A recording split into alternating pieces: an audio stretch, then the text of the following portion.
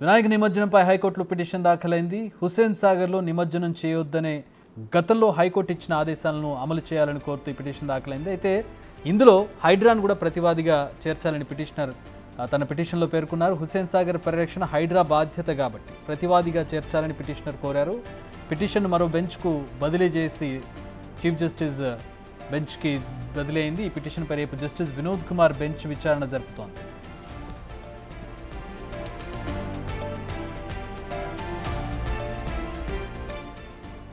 మా ప్రతినిధి సురేష్ మరిన్ని వివరాలు అందిస్తారు. సురేష్, హైడ్రాను ఇందులో ప్రతివాదిగా చేర్చాలని చెప్పి పిటిషనర్ కోరుతూ ఉన్నారు. టెక్నికల్గా హైడ్రా పరిధిలోకి వస్తుందా? ఎట్లాంటి పరిణామం ఉండబోతోంది హైడ్రాను కనుక జాయిన్ చేస్తే ప్రతివాదిగా? హుస్సేన్ సాగర్ లో వినాయకుల నిమజ్జనం చేయకూడదని చెప్పేసి కూడా గతంలో హైకోర్టుకి చాలా మంది వెళ్ళడం జరిగింది పర్యావరణవేత్తలు. ఎందుకంటే ప్లాస్టర్ ఆఫ్ ప్యారిస్ తోనే హుస్సేన్ సాగర్ అంతా కూడా కలుషితం అయిపోతుంది. ఆ నీళ్ళన్నీ కూడా వ్యర్థాలతో విషవాయువులు వెలువడుతున్నాయి. హుస్సేన్ సాగర్ అంతా కూడా పూర్తిగా కలుషితం అయిపోయింది అని చెప్పేసి కూడా దాన్ని కాపాడాల్సిన బాధ్యత అందరిపై ఉంది అని చెప్పేసి హైకోర్టుతో పిటిషన్లు దాఖలు చేయండి. గతంలో ప్రత్యామ్నాయ ఏర్పాట్లు చేయాలి ప్రభుత్వం. హుస్సేన్ సాగర్ లో నిమజ్జనం జరగకుండా లేదంటే విగ్రహాలు తగ్గిస్తూ జిహెచ్ఎంసీ పరిధిలో ఏవైతే చెరువులు ఉంటాయో ఆ చెరువుల దగ్గర మినీ పాండ్స్ ఏర్పాటు చేసి అక్కడ నిమజ్జనం అయ్యే విధంగా చర్యలు తీసుకోవాలని చెప్పేసి కూడా గతంలో హైకోర్టు ఆదేశాలు జారీ చేయడం జరిగింది. ఆ ఆదేశాలనే ఇప్పుడు అమలు చేయాలని చెప్పేసి మరోసారి పిటిషన్ దాఖలు చేయడం జరిగింది. దీనికి సంబంధించి చీఫ్ జస్టిస్ ఆ పిటిషన్ ని ఏదైతే డివిజన్ మరో బెంచ్ కి బదిలీ చేయడం జరిగింది. రేపు ఈ పిటిషన్ పై విచారణ జరపనున్నారు జస్టిస్ వినోద్ కుమార్ బెంచ్. దీనికి సంబంధించి ఆదేశాలు ఇవ్వాలి. అదేవిధంగా హైడ్రాని కూడా ప్రతివాదిగా చేర్చాలి. ఎందుకంటే చెరువుల పరిరక్షణ కోసం హైడ్రాని ఏర్పాటు చేశామని చెప్పేసి ప్రభుత్వం చెప్తుంది కాబట్టి హైడ్రాకి హుస్సేన్ సాగర్ ని కాపాడడం కూడా తమ బాధ్యతగా వహించి వాళ్ళని ప్రతివాదిగా చేర్చాలని చెప్పేసి కూడా పిటిషనర్ కోరడం జరిగింది. రేపు హైకోర్టు ఈ పిటిషన్ పై విచారణ ఇస్తే హైడ్రాని కూడా ప్రతివాదిగా చేస్తుందా, ఎలాంటి ఆదేశాలు ఇవ్వబోతుందా అనేది కూడా తెలుస్తుంది విచారణ తర్వాత. అయితే పర్యావరణవేత్తలు ప్రతిసారి వినాయక నిమజ్జనం సమయంలో ఈ పిటిషన్స్ వేస్తూనే ఉన్నారు. హుస్సేన్ సాగర్ లో ఈ ప్లాస్టర్ ఆఫ్ ప్యారిస్ కరగడానికి చాలా రోజుల సమయం పడుతుంది. పూర్తిగా విగ్రహాలన్నీ అక్కడ వేసి వ్యర్థాలతో హుస్సేన్ సాగర్ అంతా కూడా కలుషితం అవుతుందని చెప్పేసి కూడా కోర్టు దృష్టికి తీసుకురావడం జరిగింది. ఇప్పుడు రేపు ఈ పిటిషన్ పై కోర్టు మళ్ళీ విచారణ జరపనుంది. విచారణతో ఎలాంటి ఆదేశాలు ఇవ్వబోతుంది ఇప్పటికే ప్రభుత్వానికి. ఎందుకంటే హుస్సేన్ సాగర్ లో ఇప్పటికే నిమజ్జనానికి సంబంధించిన ఏర్పాట్లు జరుగుతున్నాయి. నిన్న నుండి నిమజ్జనాలు కూడా కొన్ని జరుగుతూనే ఉన్నాయి. దీనికి సంబంధించి ఈ నెల 17న వినాయక నిమజ్జనం జరగనుంది కాబట్టి దానికి అనుగుణంగా ప్రభుత్వం ఏర్పాట్లు చేస్తుంది. జిహెచ్ఎంసీ సురేష్, మళ్ళీ మీ దగ్గరకు వస్తాను. మనతో పాటు పిటిషనర్ జాయిన్ అవుతూ ఉన్నారు ఫోన్ లైన్ లో మామిడి వేణుమాధవ్ గారు. వెల్కమ్ అండి. నమస్తే సార్. సార్, ఇప్పుడు హైడ్రాను కూడా జాయిన్ చేస్తూ ఉన్నారు. టెక్నికల్గా హైడ్రా ఏ మేరకు దీని పరిధిలోకి వస్తుంది? ఎట్లా అంటే ఏ పర్స్పెక్టివ్లో హైడ్రాని ప్రతివాదిగా చేర్చాలంటున్నారు? అయితే హైడ్రా ఒక ముఖ్య ఉద్దేశం ఏంటంటే నగరంలో ఉన్న చెరువులను పరిరక్షించాల్సిన బాధ్యత. అంటే చెరువులో కట్టే అక్రమ కట్టడాలనే కాదు, చెరువులను నింపేయడము, తర్వాత చెరువుల్లో పొల్యూషన్ జరుగుతుంది కదా, దీన్ని కూడా అడ్డగించాల్సిన బాధ్యత వారికి ఉందన్నమాట. సంపూర్ణ పరిరక్షణ చేయాలన్నమాట ఈ చెరువుల్ని. కాబట్టి మిగతా డిపార్ట్మెంట్లు, పోలీస్ డిపార్ట్మెంట్, జిహెచ్ఎంసీ, ఆర్ఎండ్బి, ఇరిగేషన్ వీరితో పాటు ఈ కొత్తగా ఏర్పాటు చేయబడిన హైడ్రాను కూడా భాగస్వామ్యం చేస్తూ హైకోర్టు ఆర్డర్ ని అమలు చేయాల్సిన బాధ్యతను వీళ్ళ పైన ఉంది కాబట్టి వీళ్ళని కూడా పార్టీ చేయడం జరిగిందండి కేసులో. ఏంటి ప్రధానంగా ఎలాంటి అంశాలను పొందుపరిచారు మీ పిటిషన్ లో? పిటిషన్ అంటే హైడ్రా ఒక ముఖ్య బాధ్యత చెరువుల పరిరక్షణ కాబట్టి హైకోర్టు ఆర్డర్ కూడా ఇచ్చింది. ఆ విధంగా హైకోర్టు ఆర్డర్ ని కూడా అమలు చేయాల్సిన బాధ్యత హైడ్రా పైన ఉంది. కాబట్టి హైడ్రాకి ఈ మధ్యలో మెషినరీ ఇవన్నీ ఉన్నాయి కాబట్టి దీనికి సరైన ఇన్ఫ్రాస్ట్రక్చర్ వసతులు ఉన్నాయి కాబట్టి వీళ్ళు సరైన డిపార్ట్మెంట్ అవుతుందని చెప్పి వీళ్ళని కూడా ఈ కేసులో వీళ్ళు కూడా బాధ్యత అప్పగించాలి.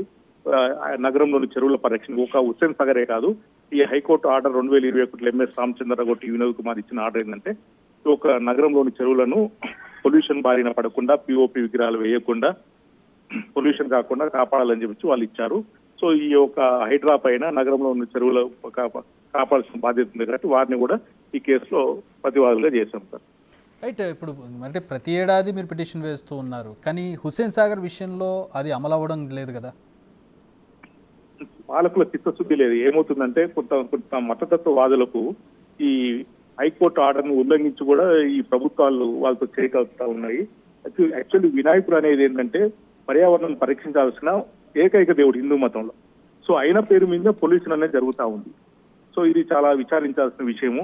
హైకోర్టు కూడా ఏం చెప్పిందంటే ఈ యొక్క ట్యాంక్ బండ్ ఏదైతే చారిత్రాత్మకమైన చెరువు ఉందో 440 సంవత్సరాల కింద ఇది ఈ హుస్సేన్ సాగర్ చుట్టే ఒక నిమజ్జనాలు పెద్ద ఎత్తున జరుగుతూ ఉంటాయి. సో ఈ చెరువును మనం కాపాడాలి.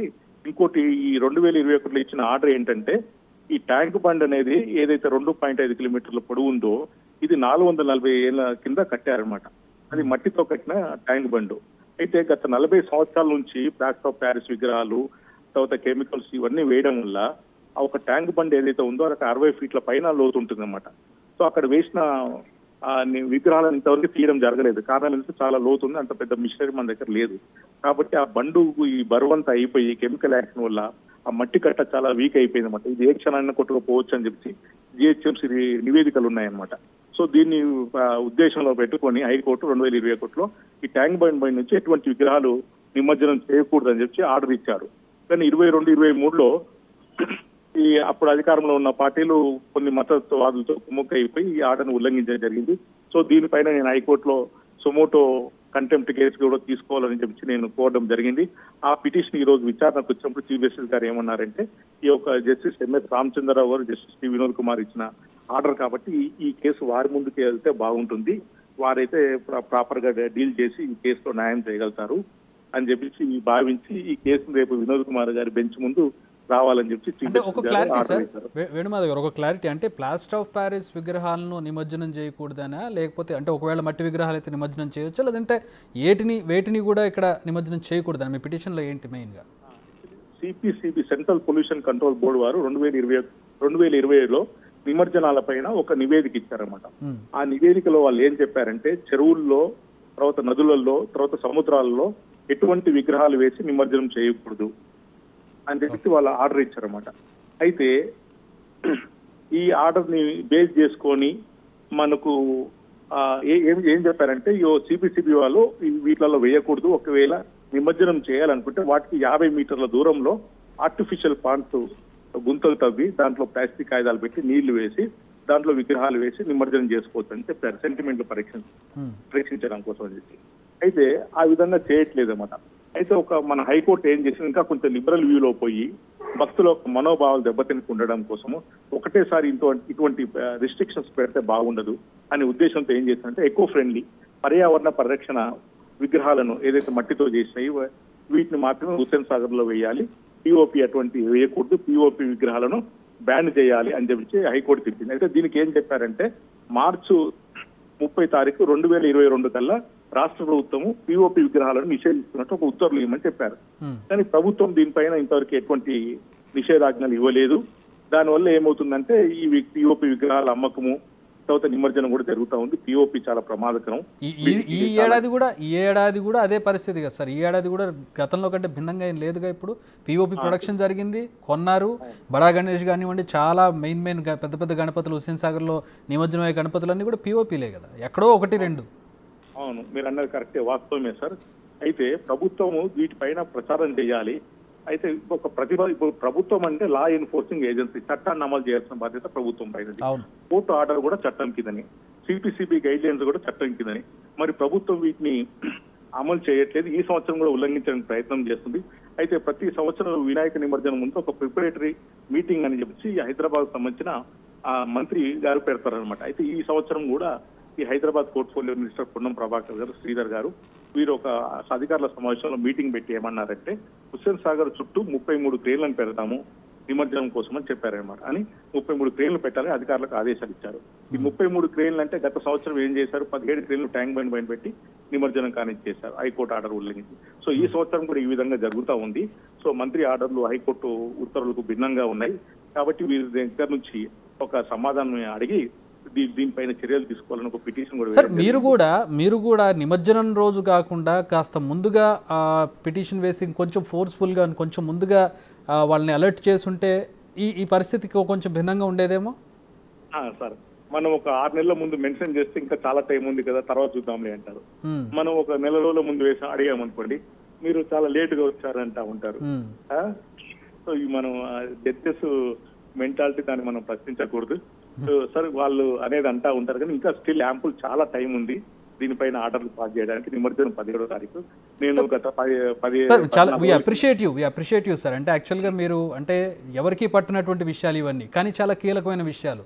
వరదలు వస్తే ఎందుకు వచ్చాయని బాధపడతారు, దాని గురించి డిస్కషన్ చేసుకుంటారు. లేదంటే వాటర్ దొరకకపోతే, ఎండాకాలం వచ్చి వాటర్ దొరకకపోతే దాని గురించి బాధపడతారు, ప్రజలందరూ ఇబ్బంది పడుతుంది, దాని గురించి డిస్కస్ చేస్తారు. కానీ దాని మూలాలు ఇక్కడ ఇలాంటి వాటి కిందే ఉన్నాయి కదా సార్. ఇప్పుడు ప్లాస్టర్ ఆఫ్ ప్యారిస్ తీసుకెళ్లి హుస్సేన్ సాగర్లో కలపకుండా ఉండడం అనేది మన బాధ్యత. ఎండాకాలంలో నీళ్లు లేకపోవడానికి అది కూడా ఒక కారణం కదా. హుస్సేన్ సాగర్ నీళ్లు బాగుంటే ఎండాకాలంలో ఒక వాటర్ సోర్స్ ఉంటుంది కదా.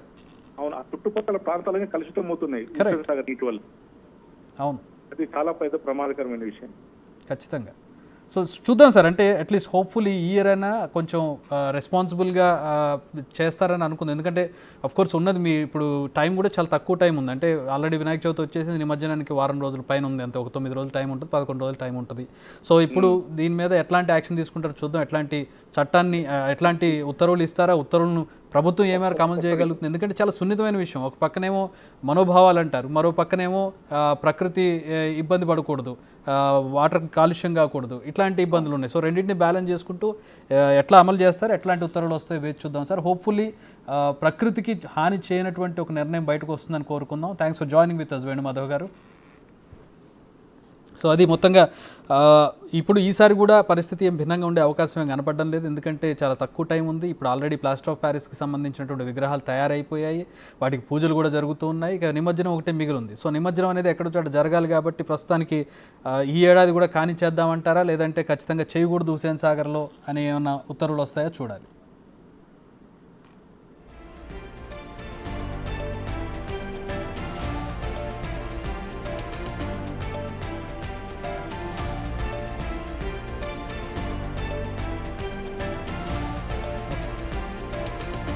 రైట్.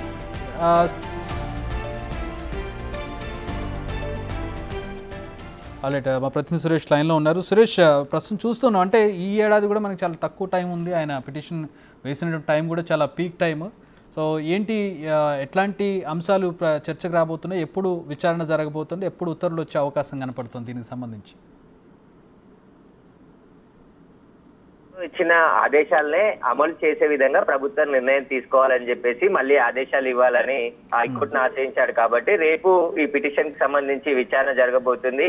హైకోర్టు విచారించిన తర్వాత ఎలాంటి ఆదేశాలు ఇస్తుంది అనేది కూడా రేపు తెలిసే అవకాశం ఉంది. కాబట్టి దీనికి సంబంధించి గణేష్ నిమజ్జనానికి హైదరాబాద్ లో చాలా ప్రత్యేకమైన ఇది ఉంది. ఎందుకంటే ముంబై తర్వాత భారీ ఊరేగింపుతో నిమజ్జన కార్యక్రమం జరుగుతుంది. అది హుస్సేన్ సాగర్ లోనే నిమజ్జనం చేస్తామని చెప్పేసి ఇటు భాగ్యనగర్ గణేష్ ఉత్సవ సమితి గతంలోనే ప్రకటించింది. ఎవరు అడ్డుకున్నా ఊరుకునేది లేదు అని చెప్పేసి చెప్పడం జరిగింది. కాబట్టి ప్లాస్టర్ ఆఫ్ ప్యారిస్ విగ్రహాలు తగ్గిస్తూ, అంటే తయారీ సమయంలోనే ఈ విగ్రహాలు తగ్గిస్తే మట్టి విగ్రహాలు పెట్టుకుంటారు ఉత్సవ కమిటీ వాళ్ళు. కానీ అక్కడ చర్యలు తీసుకోకుండా నిమజ్జనాన్ని అడ్డుకోకుంటే ఖచ్చితంగా మేము కోర్టుకు వెళ్తాం మేము కూడా మళ్ళీ అని చెప్పేసి కూడా గతంలో చెప్పారు. కాబట్టి ఇప్పటికే నిమజ్జనానికి సంబంధించిన అన్ని ఏర్పాట్లని అన్ని అధికారులతో సమీక్ష సమావేశం ఏర్పాటు చేసి ప్రభుత్వం ఏర్పాట్లు చేస్తుంది. కాబట్టి రేపు విచారణ తర్వాత హైకోర్టు నుంచి ఎలాంటి ఉత్తర్వులు వచ్చాయనేది కూడా రేపు తెలుస్తుంది. చక్రి.